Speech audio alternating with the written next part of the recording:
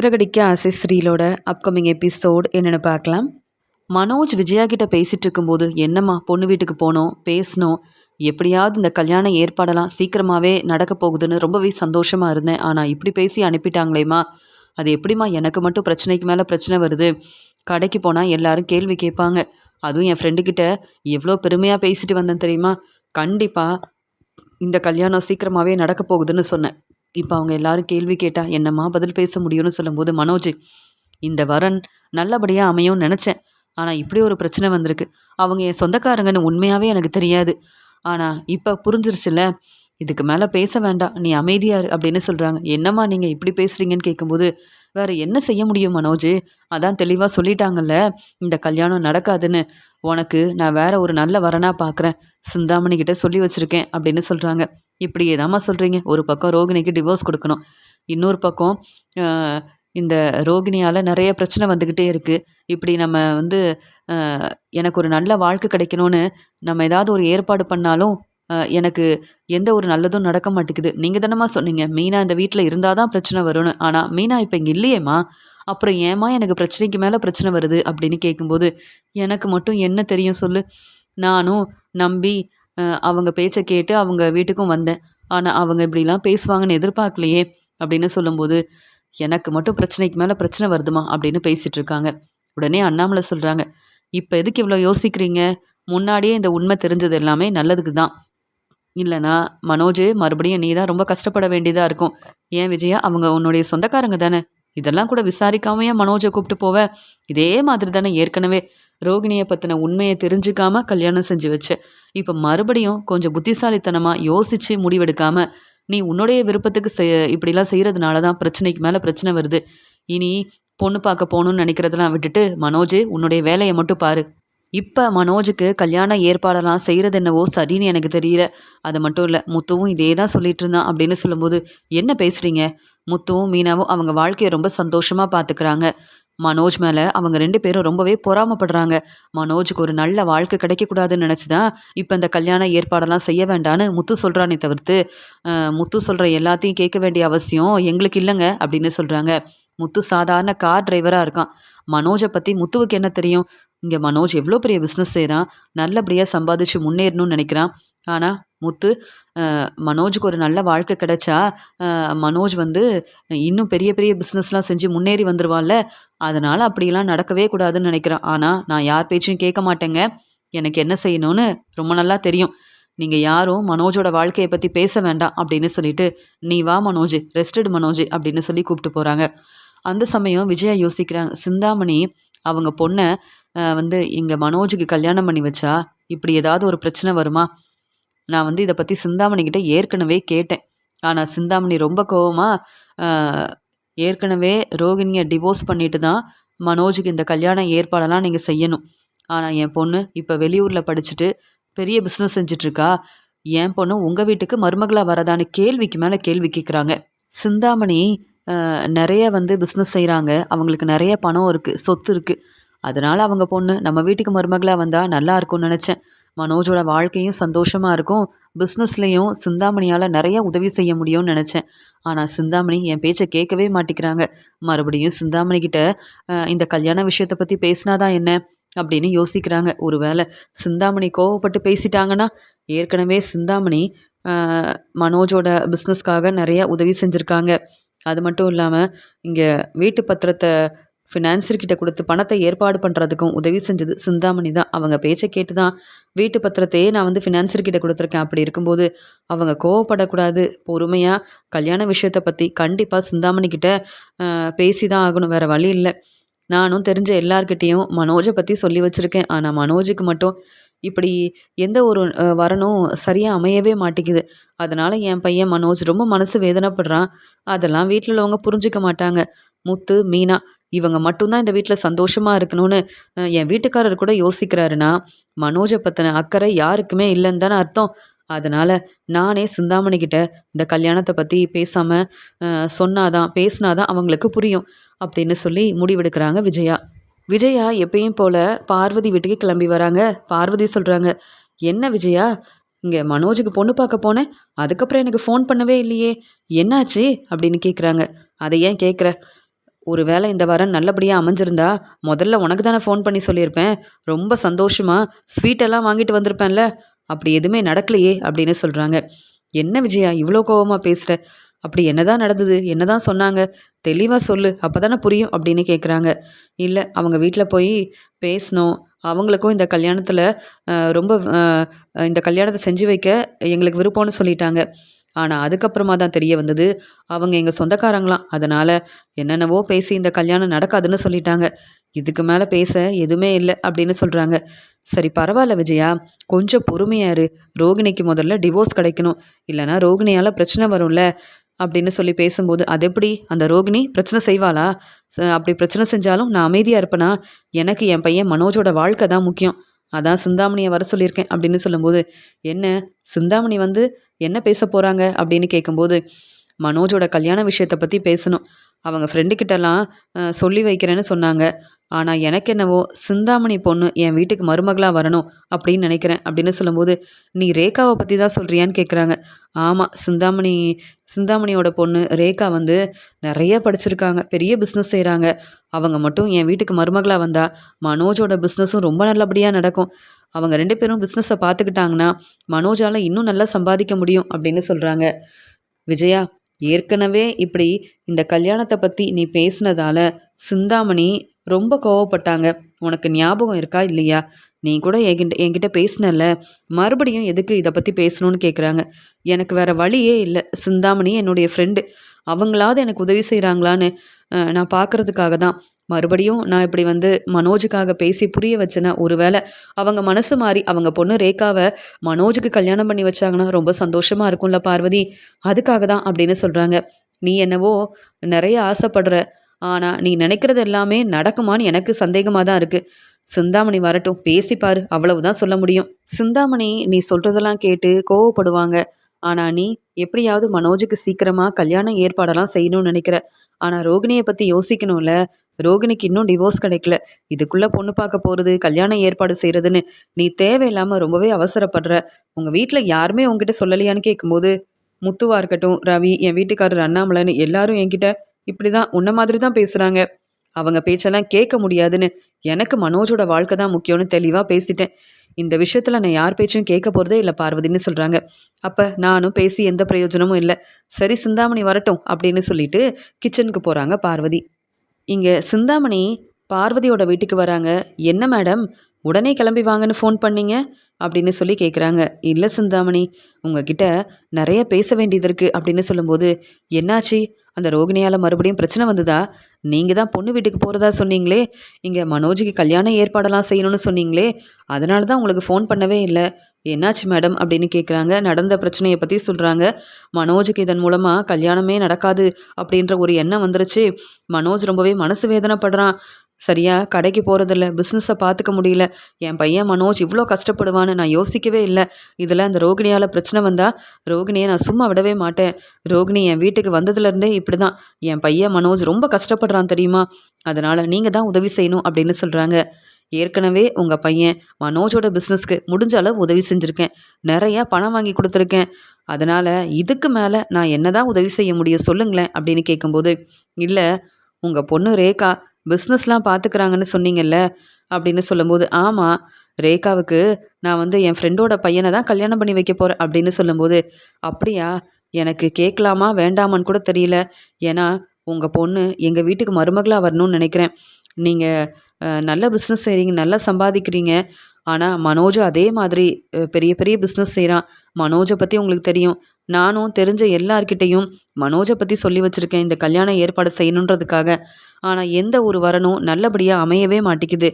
நீங்கள் மட்டும் கொஞ்சம் மனசு மாறினீங்கன்னா, என்னை பற்றி யோசித்து எனக்கு உதவி செய்யணும்னு நினச்சிங்கன்னா, மனோஜுக்கு உங்கள் பொண்ணு ரேகாவை கல்யாணம் பண்ணி வச்சிங்கன்னா மனோஜோட வாழ்க்கை ரொம்ப சந்தோஷமாக இருக்கும். அதுக்கப்புறம் மனோஜ் நல்ல பிஸ்னஸ் செய்வான். உங்கள் பொண்ணு ரேகாவை நான் ரொம்ப நல்லா பார்த்துப்பேன். உங்கள் பொண்ணு ரேகா எங்கள் வீட்டுக்கு மருமகளாக வந்தாலும் சமைக்க வேண்டாம், வீட்டில் இருக்க எந்த வேலையும் பார்க்க வேண்டாம். உங்கள் மருமகளை நாங்கள் தலையில் தூக்கி வச்சு கொண்டாடுவோம். உங்கள் பொண்ணு எங்கள் மருமகளாக வந்தால் நாங்கள் ரொம்ப சந்தோஷப்படுவோம். உங்கள் பொண்ணு ரேகாவை இங்கே மனோஜுக்கு கல்யாணம் பண்ணி வைப்பீங்களா அப்படின்னு கேட்குறாங்க. என்ன பேசுகிறீங்க நீங்கள்? மறுபடியும் இப்படிலாம் பேசாதீங்க அப்படின்னு ஏற்கனவே சொல்லியிருக்கேன்ல. என் பொண்ணுக்கு மட்டும் இந்த உண்மையெல்லாம் தெரிஞ்சா, நீங்கள் இப்படி பேசுகிறீங்கன்னு தெரிஞ்சா அவ்வளவுதான், சும்மா விட மாட்டா தெரியுமா? ஏன்னா இப்போவே கல்யாணத்தை பற்றி பேசினா ரேகாவுக்கு அவ்வளோ கோவம் வருது. இப்போ எனக்கு கல்யாணமே வேண்டாம், பிஸ்னஸ் தான் நான் நல்லபடியாக செய்யணும், அதுக்காக தான் நான் கஷ்டப்பட்டு இவ்வளோ படிச்சிருக்கேன்னு இங்கே என் பொண்ணு ரேகா பிஸ்னஸ் தான் முக்கியம்னு சொல்லிட்டு இருக்கா. இதில் நீங்கள் கல்யாணத்தை பற்றி பேசுகிறீங்க, அதுலேயும் மனோஜுக்காக வேற நான் வந்து என் பொண்ணை உங்கள் வீட்டுக்கு மருமகளாக அனுப்பணும்னு பேசுகிறீங்க. இதெல்லாம் நடக்குமா? அப்படி என் பொண்ணு ரேகா உங்கள் வீட்டுக்கு மருமகளாக வர வேண்டிய அவசியமே இல்லையே. உங்களுக்கு நான் எவ்வளவோ உதவி செஞ்சுருக்கேன். இந்த உதவியை என்னால் என்னைக்கும் செய்யவே முடியாது. உங்கள் பிரச்சனைக்காக நான் எதுக்கு மனசு மாறணும்? என் பொண்ணு எதுக்கு உங்கள் வீட்டுக்கு மருமகளாக வரணும்? வேண்டவே வேண்டாம். ரோகிணியும் இப்படி தான் பெரிய பணக்கார வீட்டு பொண்ணுன்னு ரோகிணியை தலையில் தூக்கி வச்சு கொண்டாடினீங்க. ரோகிணி ஏமாத்திட்டாங்கன்னு தெரிஞ்ச உடனே அவங்க அந்த வீட்டு பக்கம் வரக்கூடாதுன்னு முடிவெடுத்திருக்கீங்க. உங்களை பற்றி எனக்கு தெரியும் விஜயா. நீங்கள் நல்ல மாமியாருன்னு நீங்கள் நினைக்கிறீங்க, ஆனால் நீங்கள் எப்படிப்பட்டவங்கன்னு எனக்கு தெரியாதா? இதில் உங்களை நம்பி என் பொண்ணு ரேகாவை உங்கள் வீட்டுக்கு மருமகளை அனுப்புறதா? முடியவே முடியாது. நான் தான் சொல்லிட்டேன்ல, என் பொண்ணுக்கு என் ஃப்ரெண்டோட பையனை தான் கல்யாணம் பண்ணி வைக்க போகிறேன். இதெல்லாம் என் பொண்ணு ரேகாவுக்கே தெரியும். இன்னொரு முறை இந்த கல்யாண விஷயத்தை பற்றி பேச என்னை வர வைக்காதீங்க, நான் வரவும் மாட்டேன். வேற ஏதாவது பேச வேண்டியது இருக்கா? இல்லை வேற ஏதாவது உதவி வேணுமா? பேசுங்க. இல்லையா இப்போவே நான் கிளம்பிடுறேன் அப்படின்னு சிந்தாமணி ரொம்ப கோபமாக பேசுகிறாங்க. உடனே அங்கே வந்த பார்வதி, சிந்தாமணி கோவப்படாதீங்க, ஏதோ மனோஜுக்காக நல்லது செய்யணும், மனோஜோட வாழ்க்கை சந்தோஷமாக இருக்கணுன்றதுக்காக விஜயா இப்படிலாம் யோசிச்சிட்டா. நீங்கள் விஜயாவுக்கு நிறையா உதவி செஞ்சுருக்கீங்கன்னு எனக்கும் தெரியும், அதுக்காக இப்படி கோவப்படாதீங்க. என்ன விஜயா தேவையில்லாமல் பேசிகிட்டு இருக்க? நான் தான் சொன்னேன்ல, இதுக்கெல்லாம் கண்டிப்பாக சிந்தாமணி சரின்னு சொல்லவே மாட்டாங்கன்னு. நீ எதுக்காக இவ்வளோ உடனே மனோஜுக்கு கல்யாண ஏற்பாடெல்லாம் செய்யணும்னு நீ நினைக்கிறேன்னு எனக்கு ஒன்றுமே புரியல. கொஞ்சம் பொறுமையாக இரு அப்படின்னு சொல்லும்போது, சரி மேடம், பேச வேண்டியதெல்லாம் பேசிட்டீங்க, என்னுடைய முடிவை நான் தெளிவாக சொல்லிட்டேன். இதுக்கு மேலே ரேகாவை பற்றி நீங்கள் பேசக்கூடாது, கல்யாண விஷயத்தை பற்றி பேசவே கூடாது. மனோஜுடைய கல்யாணத்துக்கு நான் உதவி செய்யணும்னு நினச்சேன், ஆனால் இனி மனோஜோட வாழ்க்கையை நீங்களே பார்த்துக்கோங்க. சீக்கிரமாகவே வீட்டு பத்திரத்தை திருப்புறதுக்கு என்னென்ன ஏற்பாடெல்லாம் செய்யணுமோ அதையும் பார்த்துக்கோங்க, அவ்வளவுதான் சொல்ல முடியும். நான் கிளம்புறேன் அப்படின்னு சொல்லிட்டு சிந்தாமணி ரொம்ப கோவமாக அங்கேருந்து கிளம்புறாங்க. உடனே திருன்னு முழிக்கிறாங்க இங்கே விஜயா. என்ன பார்வதி முன்னாடி இப்படி பேசிட்டு போகிறாங்க? சிந்தாமணி எனக்கு ஒரு நல்ல ஃப்ரெண்டாக இருந்தாங்க, ஆனால் அவங்க வீட்டு பொண்ணு ரேகாவை மட்டும் எனக்கு மருமகளாக என் வீட்டுக்கு அனுப்ப முடியாதுன்னு சொல்கிறாங்க. மனோஜுக்கு கல்யாணம் பண்ணி வைக்க முடியாதுன்னு சொல்கிறாங்க. மனோஜ் எவ்வளோ படிச்சிருக்கான், பெரிய பிஸ்னஸ் செய்கிறான், ஆனால் சிந்தாமணி இப்படி பேசிட்டு போகிறாங்களே. சிந்தாமணிக்கு சரியான பதில் கொடுக்கறதுக்காகவே பெரிய பணக்கார வீட்டு பொண்ணாக பார்த்து என் பையன் மனோஜுக்கு சீக்கிரமாகவே கல்யாண ஏற்பாடெல்லாம் நான் செய்ய தான் போகிறேன். அதுக்கப்புறமா இந்த சிந்தாமணி என் முன்னாடி பதில் பேச முடியாமல் தலை குனிஞ்சு அவமானப்பட்டு நிற்கணும். இவ்வளோ பேசிட்டு போயிட்டாங்கல்ல, தேவையில்லாமல் சிந்தாமணிக்கிட்ட நான் உதவி கேட்டிருக்கவே கூடாது அப்படின்னு யோசிக்கிறாங்க விஜயா. என்ன செய்யன்னு தெரியாமல் கோயிலுக்கு கிளம்பி போகிறாங்க விஜயா. அங்கே கோயிலுக்கு போகும்போது சிந்தாமணியோட பொண்ணு ரேகாவை பார்க்குறாங்க. என்ன இங்கே சிந்தாமணியோட பொண்ணு ரேகா கோயிலுக்கு வந்திருக்காங்க, ஆனால் யாருக்காக ரொம்ப நேரமாக இங்கேயே நிற்கிறாங்கன்னு தெரியல. ஏற்கனவே சிந்தாமணி தேவையில்லாமல் பேசியிருக்காங்க, இவங்கக்கிட்ட எதுக்கு பேசணும், நம்ம வேலையை பார்ப்போம் அப்படின்னு சொல்லிட்டு கிளம்பிடுறாங்க. இங்கே விஜயா கொஞ்ச நேரம் கழித்து சத்யா ரேகாவை பார்க்கறதுக்காக வராரு. என்ன சத்யா, எவ்வளோ நேரமாக உங்களுக்காக காத்துட்ருக்க முடியும்? நீங்கள் வேலையெல்லாம் முடிச்சுட்டு சீக்கிரமாக வர வேண்டியதானே? ஆஃபீஸில் இருக்க வேலை முக்கியம்தான், ஆனால் அதுக்காக இவ்வளோ நேரம் வேலை பார்த்துக்கிட்டே இருந்தா அப்படின்னு கேட்கும்போது, நீங்கள் கம்பெனியோட ஓனராக இருக்கீங்க, எப்போ வேணாலும் நீங்கள் அங்கேருந்து கிளம்பி வரலாம், ஆனால் நான் அப்படி இல்லையே, அங்கே கம்பெனியில் ஸ்டாஃபாக வேலை பார்க்குறேன், பொறுப்பாக நேர்மையாக என் வேலையை பார்த்தா தானே சரியாக எனக்கும் சம்பளம் கிடைக்கும். உங்களை மாதிரி யார்கிட்டையும் சொல்லாமல் அங்கேருந்து கிளம்பி வரவும் முடியாது. என் வேலையை பொறுப்பாக பார்க்கணும்ல, உங்கள் அப்பா என் மேலே அவ்வளோ நம்பிக்கை வச்சுருக்காங்க. அப்பப்போ இப்படி வெளியில் வர்றது இதெல்லாம் சரியில்லை. ஏற்கனவே மீனாக்காவுக்கு இதெல்லாம் கொஞ்சம் கூட பிடிக்காது அப்படின்னு சொல்லும்போது, என்ன சத்யா, உங்ககிட்ட பேசுறதுக்காக தான் வர சொன்னேன், மற்றபடி வேறு ஒன்றும் இல்லை அப்படின்னு சொல்கிறாங்க. சரி, இப்போ எதுக்கு வர சொன்னீங்க அப்படின்னு கேட்கும்போது, இங்கே சத்யா பூ வாங்கிட்டு வந்திருக்காங்க. என்ன சத்யா, நீங்கள் யாருக்காக பூ வாங்கிட்டு வந்திருக்கீங்கன்னு கேட்க, என்ன இப்படி பேசுகிறீங்க, உங்களை பார்க்க தான் வந்தேன், உங்களுக்காக தான் வாங்கிட்டு வந்திருக்கேன் அப்படின்னு வாங்கிட்டு வந்த பூவை ரேகா கிட்ட கொடுக்குறாங்க. ரேகா ரொம்ப சந்தோஷமாக சத்யா கிட்ட பேசிகிட்டு இருக்காங்க. இது எல்லாத்தையுமே அங்கே கோயிலுக்கு போன விஜயா கவனிக்கிறாங்க. என்ன மீனாவோட தம்பி சத்யா இங்கே சிந்தாமணி பொண்ணு ரேகா கிட்ட ரொம்ப பேசிக்கிட்டே இருக்காங்க. ஆமாம், ஒருவேளை இவங்க ஆஃபீஸில் தான் வேலை பார்க்குறாங்களா? எனக்கு அப்படி தானே இவங்க பேசுகிறதெல்லாம் கேட்குது, ஒன்றுமே புரியலையே. இங்கே ரேகா சத்யாவை விரும்புகிற மாதிரி தெரியுது, இங்கே சத்யா பூவெல்லாம் வாங்கிட்டு கொடுக்குறான், இவ்வளோ சந்தோஷமாக பேசிகிட்டு இருக்காங்க. அப்படின்னு கவனிக்க ஆரம்பிக்கிறாங்க. உடனே சரி, பக்கத்தில் தானே இங்கே வந்து ரெஸ்டாரண்ட் இருக்குது, நம்ம போய் சாப்பிட்டுட்டு அப்புறமா கிளம்பலாம் அப்படின்னு அவங்க ரெஸ்டாரண்ட் போகும்போது இங்கே விஜயாவும் போய் பார்க்குறாங்க. ஆமாம், இவங்க பேசுகிறதெல்லாம் கவனிக்கும்போது தெரியுது, இவங்க 2 பேரும் ஒருத்தரை ஒருத்தர் விரும்புகிறாங்க. ஆனால் இதெல்லாம் சிந்தாமணிக்கு தெரியுமா? தெரிஞ்சா மீனாவோட தம்பி சத்யாவை சும்மா விடுவாங்களா? என்ன இதெல்லாம்? என்னவோ என் பையன் மனோஜுக்கு இங்கே வந்து ரேகாவை கல்யாணம் பண்ணி வைக்க முடியாது, பெரிய பணக்கார வீட்டு பையனாக பார்த்து கல்யாணம் பண்ணி வைப்பேன்னு பெருமையாக பேசுனாங்க. தேவையில்லாமல் எவ்வளோ பேசுனாங்க. இப்போ தானே புரியுது, எனக்கு கல்யாணமே வேண்டான்னு சொல்லிட்டு என் பொண்ணு பொறுப்பாக இங்கே பிஸ்னஸை கவனிக்கிறான்னு சொன்னாங்க. எனக்கு என்னவோ கம்பெனியில் வேலை பார்க்குற மாதிரிலாம் தெரியல. இங்கே வந்து மீனாவோட தம்பி சத்யாவை தான் இங்கே வந்து ரேகா விரும்பிட்டு இருக்காங்க. இந்த உண்மையை கூட கண்டுபிடிக்க முடியாமல் என்னென்ன பேசுனாங்க இந்த சிந்தாமணி. நாளைக்கே சிந்தாமணியை போய் பார்த்து உண்மையை சொல்கிறேன். ஒரு பக்கம் மீனாவுக்கு பிரச்சனை வரணும், இன்னொரு பக்கம் என்கிட்ட தேவையில்லாமல் பேசின சிந்தாமணி கிட்ட கேள்வி கேட்டு தலை குனிய வைக்கணும். இனி சிந்தாமணி என் முன்னாடி நின்று இப்படிலாம் பேசுவாங்களா என்ன? அவங்க பொண்ணு என்ன செய்கிறாங்கன்ற உண்மையை அவங்களுக்கு புரிய வைக்க வேண்டாமா? என்கிட்ட ஆதாரம் இருந்தால் தானே நம்புவாங்க. இல்லைனா மனோஜுக்கு என் பொண்ணை கல்யாணம் பண்ணி கொடுக்க முடியாதுன்னு சொன்னதால் நீங்கள் பொறாமையில் இப்படி பேசுகிறீங்கன்னு என்னை நம்பவே மாட்டாங்க சிந்தாமணி. ஆனால் இப்போ கோயிலுக்கு வந்தேன், இங்கே ரேகாவை பார்த்த உடனே நான் பெருசாக இப்படிலாம் நடக்கணும் எதிர்பார்க்கவே இல்லை. ஆனால் இப்போ தானே தெரியுது, இவங்க 2 பேரும் ஒருத்தரை ஒருத்தர் விரும்புகிறாங்க. யாருக்கும் தெரியாமல் அப்பப்போ வெளியில் பார்த்துக்கிறாங்க. இதில் பூவெல்லாம் வாங்கிட்டு வந்து கொடுக்குறான் மீனாவோட தம்பி சத்யா. பரவாயில்லையே, சத்யா வந்து வேணும்னே திட்டம் போட்டு தான் ரேகாவை விரும்புகிற மாதிரி நடித்து ஏமாத்திட்டு இருப்பான். ஏன்னா இங்கே ரேகாவை கல்யாணம் பண்ணிக்கிட்டா ரேகாவோட சொத்து பணம் எல்லாமே மீனா குடும்பத்துக்கு தானே கிடைக்கும். ஆனால் மீனா வீட்டில் உள்ளவங்க எல்லாரும் பெரிய புத்திசாலி தான். இங்கே சத்யா என்ன செய்கிறான்னு தெளிவாக தெரியும். ஆனால் மீனா கூட எதையும் கண்டுக்காமல் இருக்கானா? இவங்க எல்லாரும் திட்டம் போட்டு தான் இப்படி ஒரு வேலை செய்கிறாங்க. அது எப்படின்னு தெரியல. சீதாவுக்கும் பொறுப்பான வேலையில் இருக்க அருணை கல்யாணம் பண்ணி வச்சுட்டாங்க. மீனாவுக்கும் இங்கே முத்துவை கல்யாணம் பண்ணி வச்சுட்டாங்க. இப்போ சத்யா நல்லா வேலை பார்க்குறான்னு சொல்லிட்டு இருந்தாங்க. ஆனால் எனக்கு தானே தெரியும் இங்கே சத்யா வந்து என்ன செஞ்சிட்ருக்கான்னு. இங்கே வந்து மீனா குடும்பத்தை தலகுனிய வைக்கணும். இன்னொரு பக்கம் இந்த உண்மையை சொல்லி சிந்தாமணிக்கு வந்து சிந்தாமணி பேசின பேச்சுக்கு சரியான பதில் கொடுக்கணும் அப்படின்னு ரொம்பவே சந்தோஷமாக இருக்கிறாங்க இங்கே வந்து விஜயா. உங்கள் பொண்ணு சத்யா விரும்புகிறதுனால இனி நீங்களே சொன்னாலும் இங்கே மனோஜுக்கு கண்டிப்பாக உங்கள் பொண்ணை நானே கல்யாணம் பண்ணி வைக்க மாட்டேன்.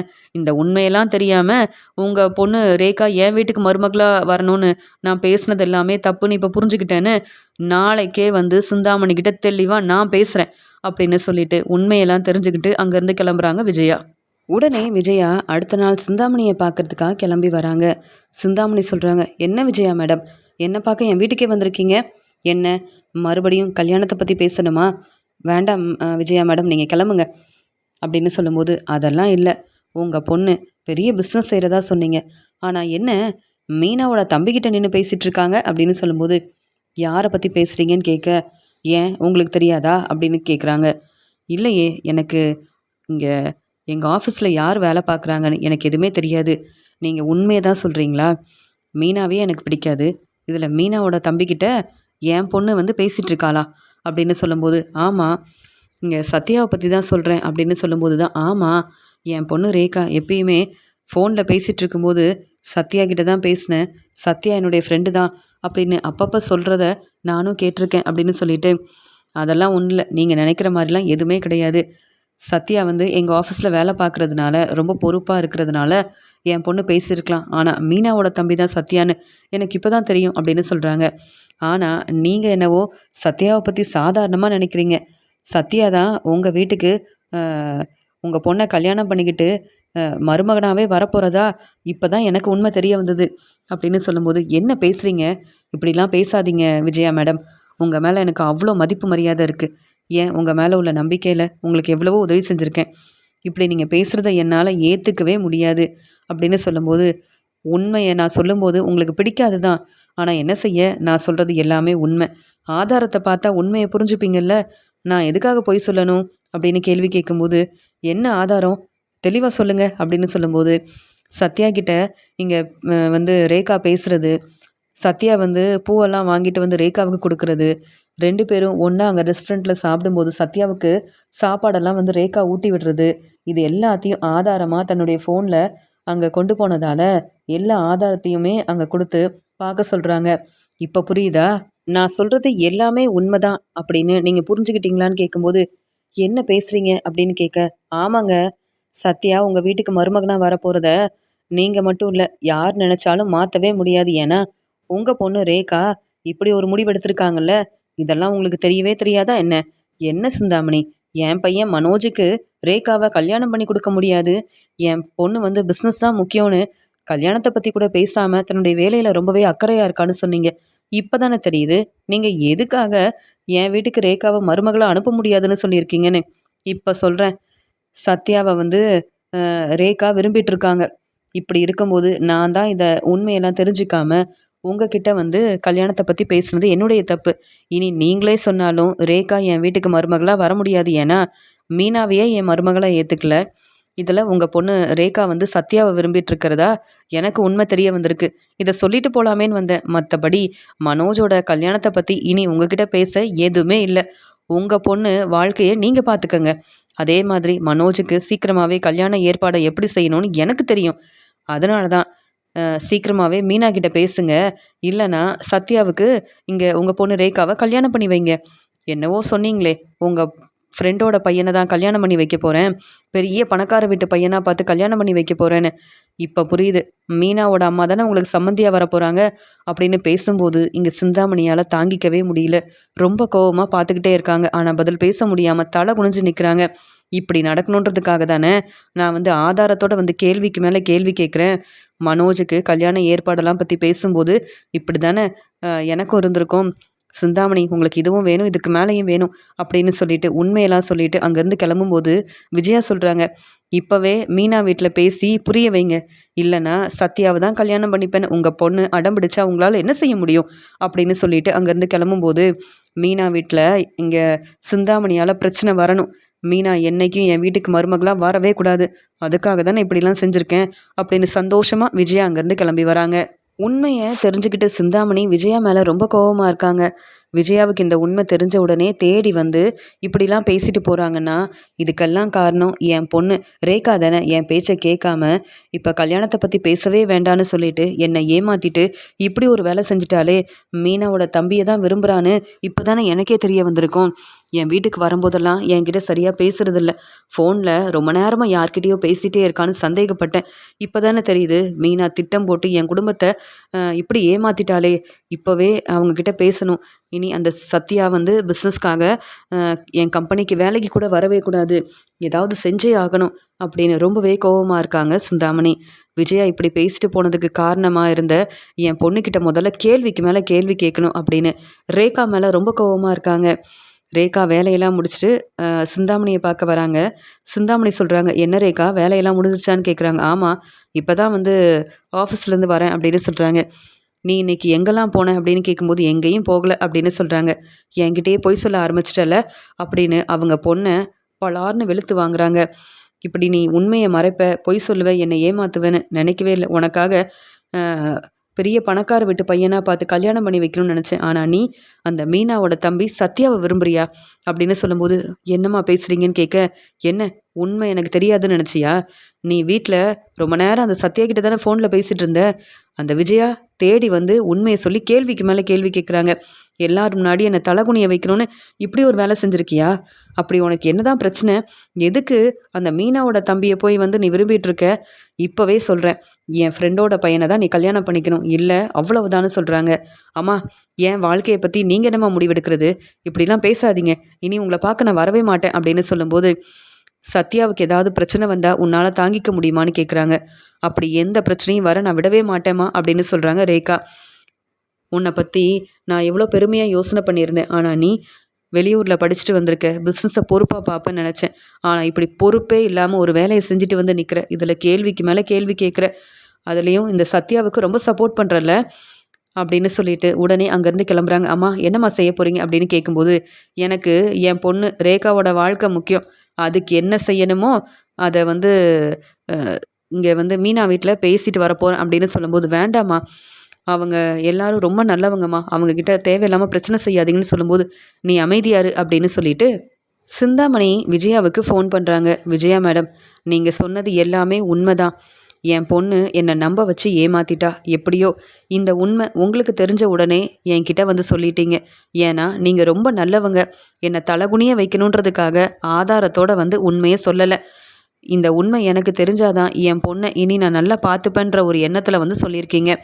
உங்கள் சம்மந்தியோட வீட்டுக்கு தான் கிளம்பி போகிறேன். நீங்களும் வந்தால் ரொம்ப நல்லா இருக்கும் அப்படின்னு சொல்கிறாங்க. என்னது, மீனா வீட்டுக்கு நான் வரணுமா? அதெல்லாம் முடியாது அப்படின்னு சொல்கிறாங்க விஜயா. இல்லை, நீங்கள் வந்தே ஆகணும். நீங்கள் தானே உண்மையை சொன்னீங்க. நீங்கள் வந்தாதான் அவங்கக்கிட்ட தெளிவாக பேச முடியும் அப்படின்னு சொல்லும்போது, கண்டிப்பாக வரேன் அப்படின்னு சொல்லிட்டு ஃபோனை வைக்கிறாங்க. எப்படியோ சிந்தாமணி வந்து என்னை புரிஞ்சுக்கிட்டாங்க. அது மட்டும் இல்லாமல் சிந்தாமணி நிறைய உதவி செஞ்சுருக்காங்க. அவங்க உதவின்னு கேட்கும்போது நானும் அவங்களுக்காக அங்கே போகலைன்னா அதுக்கப்புறம் வீட்டு பத்திரத்தை பற்றின உண்மையை சொல்லிட்டாங்கன்னா எனக்கு தான் பிரச்சனை வரும். அதனால் நம்ம மீனா வீட்டுக்கு போவோம். சிந்தாமணி என்ன தான் செய்கிறாங்கன்னு பார்ப்போமே. என்னால் தான் இந்த பிரச்சனை வந்திருக்குன்னு மீனாவால் கண்டுபிடிக்க முடியாது. ஆனால் சிந்தாமணியால் வர பிரச்சனையை தாங்கிக்கவே முடியாமல் தலை குனிஞ்சு அவமானப்பட்டு நிற்கணும் மீனா வீட்டில் உள்ள எல்லாரும். இதெல்லாம் பார்த்தா கொஞ்சம் சந்தோஷமாக தானே இருக்கும். நம்ம போயிட்டு வருவோம் அப்படின்னு சொல்லிட்டு அங்கேருந்து கிளம்புறாங்க. மனோஜோட வாழ்க்கையில் நல்லது நடக்கும்னு நினச்சேன். ஆனால் அப்படி எதுவுமே நடக்கலை. அதனால் மீனா வீட்டுக்கு போனால் அங்கே நடக்க பிரச்சனையை பார்த்தாவது சந்தோஷப்படலாம் அப்படின்னு நினைக்கிறாங்க விஜயா. மீனா, சீதா எல்லாரும் பேசிகிட்டு இருக்கும்போது சந்திரா சொல்கிறாங்க, சீதா இன்னைக்கு நீ சாப்பிட்டுட்டு தான் போகணும். உங்கள் எல்லாருக்காகவும் இங்கே சமையல் வேலையை பார்த்துட்ருக்கேன் அப்படின்னு சொல்கிறாங்க. உங்களுக்கு எதுக்குமா கஷ்டம்? நீங்கள் ஏற்கனவே கடையில் நிறைய வேலை பார்த்துட்டு வரீங்க. இதில் எங்களுக்கு வேற சமைக்கணுமா? நீங்கள் நீங்கள் அமைதியாக ரெஸ்ட் எடுங்கம்மா, நாங்கள் பார்த்துக்குறோம் அப்படின்னு சொல்லி பேசிகிட்டு இருக்கும்போது அங்கே சிந்தாமணி வராங்க. சிந்தாமணி வரதை பார்த்த உடனே, அக்கா சிந்தாமணி வராங்கக்கா அப்படின்னு சீதா சொல்கிறாங்க. சிந்தாமணி நம்ம வீட்டுக்கு வராங்களா? எதுக்கு வராங்க? ஒன்றுமே புரியலையே அப்படின்னு மீனா பார்க்கும்போது அங்கே வந்து சிந்தாமணி, என்ன மீனா திட்டம் போட்டு ஏமாத்துறியான்னு கேட்குறாங்க. என்ன பேசுகிறீங்க? எனக்கு ஒன்றுமே புரியல அப்படின்னு சொல்லும்போது, என்ன உன்னுடைய தம்பி சத்யா எங்கள் ஆஃபீஸ்லேயே வேலை பார்த்துக்கிட்டு என் பொண்ணையே கல்யாணம் பண்ணணும்னு சத்யா திட்டம் போடுறதெல்லாம் உனக்கு தெரியுமா தெரியாதா? இல்லை நீ தான் வந்து நிறைய பணம் வரும், சொத்து கிடைக்குன்ற எண்ணத்தில் இப்படி செய்ய வச்சுருக்கிறியான்னு கேட்குறாங்க. என்ன பேசுகிறீங்க சிந்தாமணி? என் வேலையை நேர்மையாக உண்மையாக பார்க்குறேன். அது மட்டும் இல்லாமல் உங்கள் பொண்ணா? யாரை பற்றி பேசுகிறீங்கன்னு கேட்க, ஏன் ரேகாவை பார்த்தது இல்லையா? அதான் உங்களுக்கு இங்கே வந்து டெக்கரேஷன் ஆர்டர்லாம் கொடுத்தாங்கல்ல, ரேகா என் பொண்ணு தான். எங்கள் ஆஃபீஸில் தான் சத்யா வேலை பார்க்குறான் அப்படின்னு சொன்னதை கேட்டு இங்கே பேரதிர்ச்சியோடு நிற்கிறாங்க மீனா. இங்கே சீதா, சந்திரா ஒருத்தரை பார்த்துக்கிறாங்க. ஒன்றுமே புரியலையே. அப்போ சத்யா வந்து ரேகாவை விரும்புகிறதா சொன்னது எல்லாம் உண்மைதான். ஆனால் ரேகா இங்கே சிந்தாமணியோட பொண்ணா அப்படின்ற மாதிரி யோசிக்க ஆரம்பிக்கிறாங்க. அந்த சமயம் சத்யா ரொம்ப சந்தோஷமாக வீட்டுக்கு வராரு. இங்கே வந்து பார்த்தா ஒரு பக்கம் சிந்தாமணி நிற்கிறாங்க. கொஞ்ச நேரத்தில் விஜயாவும் வந்துடுறாங்க. என்ன நடக்குதுன்னு புரியாமல், அக்கா என்ன உன்னுடைய மாமியார் வந்திருக்காங்க, உன்னை உங்கள் வீட்டுக்கு கூப்பிட்டு போகிறதுக்காக வந்திருக்காங்களா மீனாக்கா அப்படின்னு சொல்லும்போது மீனா பதில் பேசாமல் ரொம்ப கோபமாக நிற்கிறாங்க. உடனே விஜயா சொல்கிறாங்க, பரவாயில்ல, மீனாவை எங்கள் வீட்டுக்கு மருமகளாக அனுப்பிட்டீங்க. நல்ல வசதியான வாழ்க்கை கிடைக்கும்னு மீனாவும் முத்துவை கல்யாணம் பண்ணிக்கிட்டா. இப்போ அதே மாதிரி இங்கே உங்கள் பொண்ணு சீதாவை அருணுக்கு கல்யாணம் பண்ணி வச்சிட்டீங்க. இப்போ சத்யா வந்து சிந்தாமணியோட பொண்ணை கல்யாணம் பண்ணிக்கிட்டா நிறைய சொத்து பணம், ஏன் இந்த பிஸ்னஸ் கூட கிடைக்க நிறைய வாய்ப்பு இருக்குது. பரவாயில்ல சந்திரா, நீங்கள் நினைக்கிறது எல்லாமே ரொம்ப நல்லபடியாக நடக்குது. ஆனால் மனோஜோட வாழ்க்கையை பாருங்கள், நான் நினைக்கிறது எதுவுமே நடக்க மாட்டேங்குது. அப்போ நீங்கள் எல்லாரும் திட்டம் போட்டு தான் சிந்தாமணியை ஏமாத்துறோன்னு இப்படி ஒரு வேலை செஞ்சுருக்கீங்களா? நீங்கள் இதெல்லாம் செய்வீங்கன்னு எனக்கு ரொம்ப நல்லா தெரியும். சொல்லப்போனால் இந்த உண்மையை கண்டுபிடிச்சதே நான் தான். இன்றைக்கி கோயிலுக்கு போனப்போ சத்யாவை பார்த்தேன். இங்கே சத்யா வந்து ரேகா கிட்ட என்னென்ன பேசிகிட்டு இருந்தாருன்னு எல்லா உண்மையவும் சிந்தாமணி கிட்ட சொன்னதே நான் தான். என்ன சத்யா, நீ ரேகாவை பார்க்க போனல்ல, அதான் உண்மையை நான் சொன்னேன். எப்படி இருந்தாலும் சிந்தாமணி எவ்வளோ பெரிய பிஸ்னஸ் செய்கிறாங்க, அவங்க பொண்ணை இந்த சத்யா கல்யாணம் பண்ணிக்கிறதா அப்படின்னு விஜயா பேச ஆரம்பிக்கும்போது, என்ன சிந்தாமணி பார்த்துக்கிட்டே இருக்கீங்க, நீங்கள் வந்து தெளிவாக பேசுவீங்க, இவங்களுக்கெல்லாம் சரியான பாடம் புகட்டுவீங்கன்னு சந்தோஷமாக பார்க்கலாமேன்னு வந்தால் என்ன இவ்வளோ பொறுமையாக பேசிகிட்டு இருக்கீங்க அப்படின்னு கேட்குறாங்க விஜயா. உடனே சிந்தாமணி சத்யா கிட்ட சொல்கிறாங்க, இனி என் ஆஃபீஸ் பக்கமே நீ வரக்கூடாது, என் பொண்ணு ரேகா கிட்ட நீ பேசவே கூடாது. சொல்லப்போனால் நீ எல்லாம் என்னுடைய ஆஃபீஸில் இனி வேலை பார்க்கவே கூடாது. நீ என் வீட்டுக்கு மருமகனாக வரணுமா? இங்கே வந்து சத்யா கிட்ட வந்து சொல்கிறாங்க, என் பொண்ணை கல்யாணம் பண்ணிக்கிட்டு ஏற்கனவே மீனாவால் நிறைய பிரச்சனை வருது. இதில் நீ என் வீட்டுக்கு மருமகனாக வந்தால் என் வாழ்க்கையில் கொஞ்சம் கூட நிம்மதியாக இல்லாமல் கஷ்டப்படணும். உன்னெல்லாம் சும்மா விட மாட்டேன் அப்படின்னு மீனா முன்னாடி சத்யாவை பலார்னு வெளுத்து வாங்குறாங்க. இங்கே வந்து சிந்தாமணி. இதெல்லாம் பார்த்துட்ருக்க விஜயாவுக்கு அவ்வளோ சந்தோஷமாக இருக்குது. இங்கே சந்திரா ரொம்பவே அழ ஆரம்பிக்கிறாங்க. என் பையன் இனி இப்படி ஒரு தப்பை பண்ண மாட்டான், கண்டிப்பாக உங்கள் ஆஃபீஸ்க்கு வேலைக்கு வரவே மாட்டான் அப்படின்னு சொல்லும்போது, இல்லை இவங்க பொய் சொல்கிறாங்க, வேணும்னே இவங்க பேசிகிட்டு இருக்காங்க, சிந்தாமணி தான் என்னுடைய அம்மான்னு ரேகா என்கிட்ட சொன்னதே இல்லை அப்படின்னு சொல்லும்போது, ஆமாம் எங்கள் வாழ்க்கையில் நிறைய பிரச்சனை இருக்குது, அதெல்லாம் உங்ககிட்ட பேசிகிட்டு இருந்தால் சரிப்பட்டு வருமா? நீ சாதாரண கார் டிரைவராக இருக்கிற முத்து வீட்டில் உள்ளவன் தானே, நீ மட்டும் என்ன தெளிவாக யோசிச்சா ஒரு முடிவெடுக்க போகிற? மீனா உன்னுடைய தம்பிக்கிட்ட சொல்லி வை, போனா போதுன்னு உண்மையை சொல்லி சத்யா இனி எங்கள் ஆஃபீஸ் பக்கம் வரவே கூடாதுன்னு பேசிட்டு போகிறதுக்காக தான் வந்திருக்கேன். ஏன்னா என் பொண்ணு கம்பெனிக்கு ஓனராக இருக்கா, இங்கே சத்யா அங்கே வேலை பார்க்குற ஒருத்தராக இருக்கார். அப்படி இருக்கும்போது இனி சத்யாவால் எனக்கோ என் குடும்பத்துக்கோ எந்த பிரச்சனையும் வரவே கூடாது. என்ன மீனா பார்த்துக்கிட்டே இருக்க, என்னை பற்றி உனக்கு தெரியும்ல, என் பிஸ்னஸில் தலையிடுற உனக்கே எவ்வளோ பிரச்சனை செஞ்சுருக்கேன். இப்போ பூக்கடைக்கு ஓனர் ஆகிட்ட, ஆனாலும் பெருசாக எந்த ஒரு டெக்கரேஷன் ஆர்டரும் உனக்கு கிடைக்கிறதே இல்லை, உனக்கே தெரியும். அதனால் தெளிவாக உன்னுடைய தம்பி சத்யா கிட்ட நீயே சொல்லி வை. இல்லை அவ்வளவுதான் அப்படின்னு சொல்லும்போது, இல்லை எங்களால் பிரச்சனை வராது, எங்களை மன்னிச்சிருங்க, என் பையன் சத்யாவுக்காக நான் உங்ககிட்ட மன்னிப்பு கேட்குறேன் அப்படின்னு சொல்லும்போது, உடனே விஜயா சொல்கிறாங்க, என்ன சந்திரா மன்னிப்பெல்லாம் கேட்குறீங்க, ஆனால் இப்படியெல்லாம் செஞ்சால் தானே உங்களுக்கும் எதிர்பார்க்குற மாதிரி ஒரு நிறைய பணம் கிடைக்கும். நீங்கள் திட்டம் போட்டு அது எப்படி எல்லாரும் ஏமாத்துறீங்கன்னு தெரியவே மாட்டேங்குது. உங்களை நம்பி வேற இங்கே சிந்தாமணி மனசு மாறி அவங்க பொண்ணை இந்த வீட்டுக்கு மருமகளை அனுப்பிடுவாங்களா? அதெல்லாம் நடக்குமா? இல்லை நடக்க விட்டுருவேனா என்ன? என்ன மீனா அப்படின்னு பேசிகிட்டு இருக்கும்போது, அத்தை தேவையில்லாமல் பேசாதீங்க அப்படின்னு சொல்லும்போது, நீயும் எவ்வளவோ முயற்சி செய்கிற, நல்லபடியாக முன்னேறணும்னு நினைக்கிற, உன்னால் சரியாக சம்பாதிக்க முடியல, பூக்கடைக்கு ஓனரானாலும் மனோஜ் மாதிரி உன்னால் சம்பாதிக்க முடியுமா? இதில் உன்னுடைய தம்பி சத்யா இங்கே சிந்தாமணி பொண்ணு ரேகாவை கல்யாணம் பண்ணிக்கணும்னு நினச்சா நான் நடக்க விடுவேனா என்ன? அது எப்படி இங்கே சீதா விரும்பின மாதிரி அருணை கல்யாணம் பண்ணி வச்சிங்க, இப்போ சீதா நல்லா சம்பாதிக்கிற பணத்தை அப்படியே கொண்டு உங்கள் வீட்டில் தான் கொடுத்துட்ருக்காங்க. அதே மாதிரி மீனாவும் பூக்கடைக்கு ஓனர் ஆயிட்டா, ஏதோ நல்ல வருமானம் வருதுன்னு கேள்விப்பட்டேன். அந்த பணமும் உங்ககிட்ட தான் மீனா கொடுக்குறதா தெரிஞ்சுக்கிட்டேன். இப்படி நீங்களே உங்கள் பொண்ணை நல்லா படிக்க வச்சு வேலைக்கு போக வைக்கிறது, அவங்க சம்பாதிக்கிற பணம் எல்லாம் உங்களுக்கு வரணும்னு நினைக்கிறதுன்னு இப்படிலாம் செய்கிற நீங்கள் சிந்தாமணிக்கு சம்மந்தி ஆகணும்னு வேற ஆசைப்பட்டுட்டீங்கல்ல. நான் தான் இந்த உண்மையை சிந்தாமணிக்கிட்ட சொன்னேன். போதுமா மீனா, இனியாவது சத்யா கிட்ட சொல்லி வை. இங்கே தேவையில்லாமல் சிந்தாமணிக்கு பிரச்சனை செய்கிறது, சிந்தாமணி பொண்ணு ரேகாவை கல்யாணம் பண்ணிக்கணும்னு நினைக்கிறது, இப்படிலாம் செஞ்சிட்டு இருந்தீங்க, அவ்வளவுதான். இந்த உண்மையை கண்டுபிடிச்சி சிந்தாமணிக்கிட்ட சொன்னதே நான் தான். உங்களால் என்ன செய்ய முடியும் அப்படின்னு சொல்லும்போது, அத்தை அப்போ என் குடும்பத்தை தலகுனிய வைக்கிறதுக்காகவும் இப்படி பிரச்சனை செய்கிறதுக்காகவும் உண்மையை சிந்தாமணிக்கிட்ட சொன்னீங்கல்ல. ஏன் எங்கள் அம்மா உங்களுக்கு சம்மந்தி தானே, உங்கள் வீட்டு மருமக தானே நான், எங்ககிட்ட பேசியிருக்கலாமே. ஆனால் நீங்கள் பிரச்சனை வரணும்னு வேணும்னே இப்படி திட்டம் போட்டிருக்கீங்க. என் குடும்பத்தை அவமானப்படுத்துறதுக்காக இப்படி ஒரு ஏற்பாடு பண்ணியிருக்கீங்க. சிந்தாமணியை வர வச்சு அவங்க இப்படிலாம் பேசுகிறத பார்த்துட்டு சந்தோஷப்படுறீங்களே, அசிங்கமாக இல்லை அப்படின்னு கேட்குறாங்க மீனா. இப்போ நாங்கள் கேள்வி கேட்ட உடனே உனக்கு என்ன மீனா இவ்வளோ கோவம் வருது? இங்கே சத்யா செஞ்சது தப்பு தானே. சத்யா எப்படி சிந்தாமணியோட பொண்ணு ரேகாவை விரும்பலாம், கல்யாணம் பண்ணிக்கணும்னு நினைக்கலாம்? முதல்ல கோவப்படணும்னா சத்யா கிட்ட தான் கேள்வி கேட்கணும். அதென்ன என்கிட்ட கேள்வி கேட்குற? நீ என் வீட்டு பக்கம் வரக்கூடாது. அது மட்டும் இல்லாமல் உன்னால தான் இங்கே மனோஜோட வாழ்க்கையில் பிரச்சனைக்கு மேலே பிரச்சனை வருது. மனோஜுக்கு ஒரு நல்ல வாழ்க்கை கிடைக்கும்னு நினச்சேன், ஆனால் தேவையில்லாமல் எங்களுக்கு எவ்வளோ பிரச்சனை வருது. அதுக்கெல்லாம் காரணம் முத்து உன்னை கல்யாணம் பண்ணிக்கிட்டு அந்த வீட்டுக்கு மருமகளாக நீ வந்ததால தானே.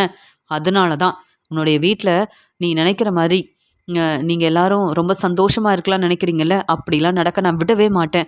கண்டிப்பாக உன்னுடைய அம்மா தம்பி எல்லாரும் தலை குனிஞ்சு அவமானப்பட்டு நிற்கணும். அதான் வேணும்னே இப்படிலாம் செஞ்சேன் அப்படின்னு சொல்லும்போது, சிந்தாமணி ரொம்ப கோவமாக இங்கே சத்யா கிட்ட பேசலான்னு நினைக்கும் போது, விஜயா இப்படி பேசின உடனே மீனா எல்லாரும் முன்னாடியும் விஜயாவை பலார்னு வெளுத்து வாங்குறாங்க.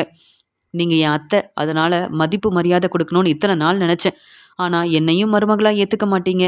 என் தம்பி இப்போ ரேகாவை விரும்பினா உங்களுக்கு என்ன பிரச்சனை? அப்படியே உண்மை தெரிஞ்சிருந்தா உங்கள் பையன் முத்துக்கிட்ட சொல்லி கேள்வி கேட்டிருக்கலாமே. அதை விட்டுட்டு பிரச்சனை செய்ய வீடு தேடி வந்திருக்கீங்க. சிந்தாமணியை எங்கள் வீட்டுக்கு வர வச்சு பிரச்சனை செஞ்சீங்கல்ல. இப்போ சொல்கிறேன் அத்தை, நீங்களும் சிந்தாமணி என்னதான் பிரச்சனை செஞ்சாலும் இதெல்லாம் பார்த்து நாங்கள் பயப்பட போகிறதும் கிடையாது. என் தம்பி சத்யாவுக்கு கண்டிப்பாக சிந்தாமணியோட பொண்ணு ரேகாவை நானே கல்யாணம் பண்ணி வைப்பேன். உங்களால் என்ன செய்ய முடியும்? சீதாவுக்கு அருணை கல்யாணம் பண்ணி வச்சதும் நான் தான். அவங்க வாழ்க்கை இப்போ ரொம்ப சந்தோஷமாக இருக்குது. அதே மாதிரி நீங்கள் எவ்வளோதான் திட்டம் போட்டாலும், எங்களுக்கு பிரச்சனை செய்யணும்னு நினச்சாலும் நாங்கள் போலீஸ்கிட்ட உதவி கேட்போம். அது மட்டும் இல்ல, என் தம்பி சத்யா மட்டும் ரேகாவ விரும்பலையே! ரேகா தான் முதல்ல சத்யாவ விரும்புறதா சொல்லி எங்க வீட்டுக்கு வந்து பேசுனாங்க. அதனால முடிஞ்சா ரேகா கிட்ட கேள்வி கேளுங்க பாப்போம். உங்க பொண்ணு மேல உங்களுக்கு நெறைய அக்கறை இருக்கலாம். அதே மாதிரி என் தம்பி சத்யா மேல எனக்கு அக்கறை இருக்கு. கேள்வி கேட்கறதுக்கு முன்னாடி யோசனை பண்ணியிருக்கணும். இந்த உண்மையெல்லாம் எனக்கு ஏற்கனவே தெரியும். சத்யா கிட்ட ஏற்கனவே சொன்னேன். நம்ம குடும்பத்துக்காக நீ ரேகா கிட்ட பேசவே வேண்டாம். நீ உன்னுடைய வேலையில கவனமா இருக்கணும்னு. ஆனா இப்ப சொல்றேன். சத்யாவுக்காக நான் இருக்கேன். சத்யாவுக்கு நான் சப்போர்ட் பண்ணுவேன். ரேகாவுக்கும், சத்யாவுக்கும் நானே கல்யாண ஏற்பாடெல்லாம் செய்வேன். உங்களால என்ன செய்ய முடியும்? அப்படின்னு விஜயா முன்னாடி கேள்வி கேட்ட மீனாவ பார்த்து பதில் பேச முடியாம பேரதிர்ச்சியோட நிக்கிறாங்க சிந்தாமணியும், விஜயாவும். விஜயா சொல்றாங்க, "மீனா" அப்படின்னு சொல்றாங்க. "போதும் அத்தை. நான் தான் உங்க வீட்டு மருமகளே இல்லன்னு சொல்லிட்டீங்களே. அப்புறம் என்ன? முதல்ல இங்கேருந்து கிளம்புங்க. என்கிட்ட பேச உங்களுக்கு எந்த உரிமையும் இல்ல. என் தம்பி வாழ்க்கைய எப்படி பார்த்துக்கணும்னு எனக்கு தெரியும்." இங்க சத்யா, ரேகாவோட கல்யாணத்த கண்டிப்பா நானும், என் வீட்டுக்காரர் முத்துவும் நல்லபடியா நடத்தி வைப்போம். உங்களால என்ன செய்ய முடியும்? அப்படின்னு கேள்வி கேட்கும்போது, மீனா மேல ரொம்ப கோவமா இருக்காங்க சிந்தாமணி. பதில் பேச முடியாம விஜயா அங்கேருந்து கிளம்பிடுறாங்க. அந்த சமயம் விஜயா யோசிக்கிறாங்க. சிந்தாமணிய மீனாவோட வீட்டுக்கு கூப்பிட்டு போகணும். இதன் மூலமா மீனா வீட்ல உள்ள எல்லாரும் தலை குனிஞ்சு அவமானப்பட்டு நிப்பாங்க. இத பார்த்து சந்தோஷப்படலாம்னு நான் நெனச்சேன். ஆனா மீனா எல்லார் முன்னாடியும் கேள்வி கேட்கிறேன்னு சொல்லி என்ன தலகுனிய வச்சுட்டா. சிந்தாமணி முன்னாடி என்ன பலார்னு வெளுத்து வாங்கிட்டா. மீனா எப்படி என் வீட்டுக்கு மருமகளா வரான்னு பார்க்க தானே போறேன். அதே மாதிரி இங்க வந்து சிந்தாமணியோட பொண்ணு ரேகாவுக்கும், சத்யாவுக்கும் கல்யாணத்த செஞ்சு வைப்பேன்னு மீனா இப்படியெல்லாம் பேசிட்டாளே! ஒருவேளை மீனா சொன்ன மாதிரியே இந்த கல்யாணம் நடந்தா அவ்வளவுதான். அப்புறம் மீனா கொஞ்சம் கூட எனக்கு தர வேண்டிய மதிப்பு, மரியாதைய தரமாட்டாளே! அப்படின்னு மீனா இவ்ளோ கோவமா பேசி சிந்தாமணி விஜயாவ அங்கேருந்து அனுப்புறாங்க. தன்னுடைய குடும்பத்துக்காகவும், சத்யாவுக்காகவும் ரொம்பவே சப்போர்ட் பண்ணி பேசினதெல்லாம் நெனச்சு பார்க்குற விஜயா ரொம்பவே பதட்டமா இருக்காங்க. மீனா கண்டிப்பா என் வீட்டுக்கு என்னைக்கும் மருமகளா வரவே கூடாது. என்ன கேள்வி கேட்டு தலகுனிய வச்சுட்டா இந்த மீனா அப்படின்னு முத்து சப்போர்ட் பண்றதால தான் மீனா இப்படிலாம் செய்றா அப்படின்னு மீனா மேல ரொம்பவே கோவமா இருக்காங்க விஜயா.